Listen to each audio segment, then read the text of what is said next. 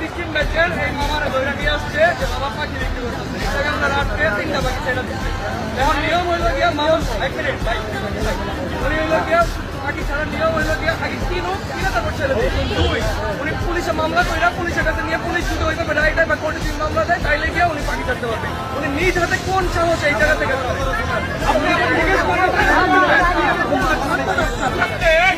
আপনি যদি instant solution চান ওনার 3টা জরিমানা দিয়ে আপনি এখান থেকে 2টা জরিমানা দিয়ে আমার চলে যাবেন।